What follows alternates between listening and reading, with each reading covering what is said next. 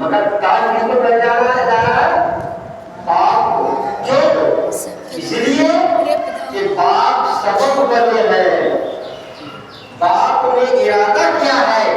बाप बचपने में ही अगर इस बच्चे को जानते तो किसी और काम में लगा देते, किसी और काम में भेज देते, लेकिन उन्होंने किसी और काम में न भेजकर कुरान की हिफ्ज़ में इनको लगाया है। यानी उनकी इस इरादे और इस अज़्म का सिला क़यामत में इनको किया जा रहा है। इरादा अच्छा था, नीयत अच्छी थी, तुम्हारा कष्ट देवत था, बेटा तेरा अमल बना है, फजीलत का ताज तुझे पहनाया। आपको ताज, नूर वाला ताज पहनाया। और हाफिज़ कुरान चंद बातों में अनगढ़ है कि हाफिज़ कुरान जिनको आज हमारे मुआशरे में ये खास अहमियत नहीं दी जाती है, और ना कभी ज़्यादा उनको कबूल भी कर लेते हैं, हाफिज़ इनको खुद नहीं समझते। याद रखिए ये तो उतना रुतबा रखते हैं कि उस रुतबा को अगर सही से अगर आदमी समझ ले और उसके दिल में ये बात बैठ जाए जो कल क़यामत में इनके साथ होने वाला है, जो रुतबा इनको कल वहां मिलने वाला है, अगर उसको दिल में बिठा ले तो हर शख्स चाहेगा मेरे जितने बच्चे हो सब के सब हाफिज़ कुरानी हो। क्या कहा जाएगा पता है? देखिए सुनिए, इसे बात में कल क़यामत में हाफिज़ कुरान से कहा जाएगा बुलंदियों की सीढ़ियों पे चढ़ो। क्या कहा जाएगा?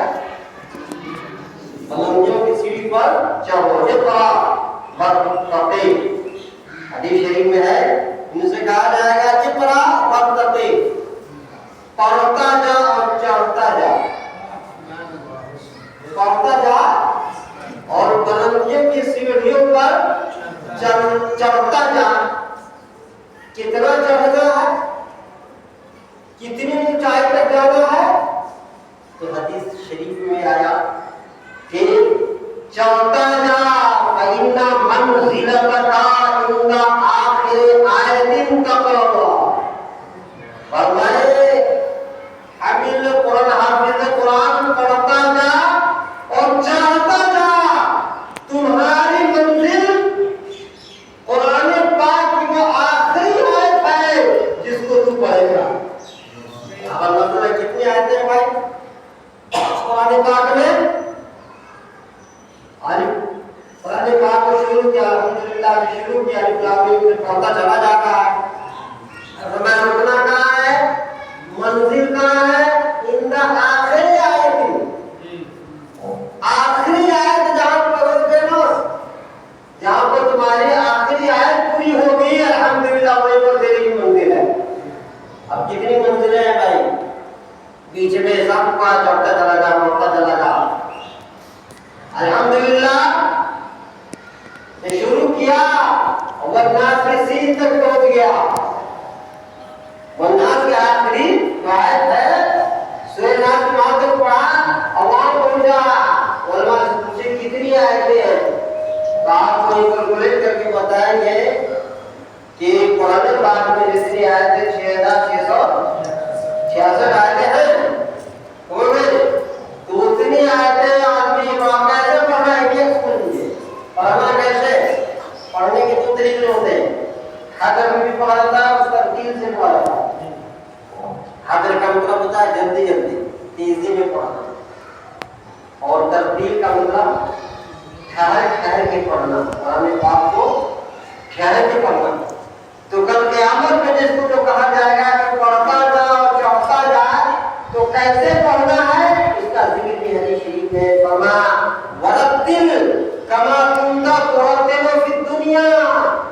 फरमाया कुरान को ऐसे तरतील से पढ़ो जैसे दुनिया में तरतील से पढ़ते थे, यानी ठहर ठहर के पढ़ते जाओ, आराम आराम से पढ़ते जाओ और बुलंदियों की सीढ़ियों पर चढ़ते जाओ।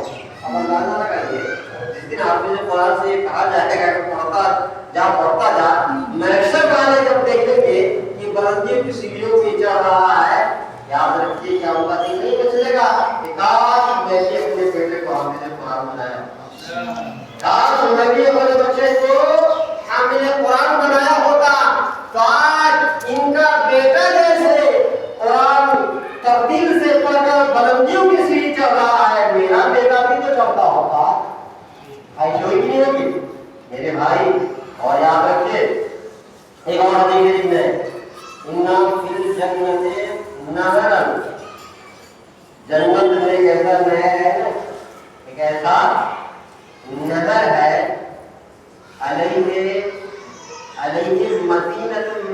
مرجان فرمایا جس پر اس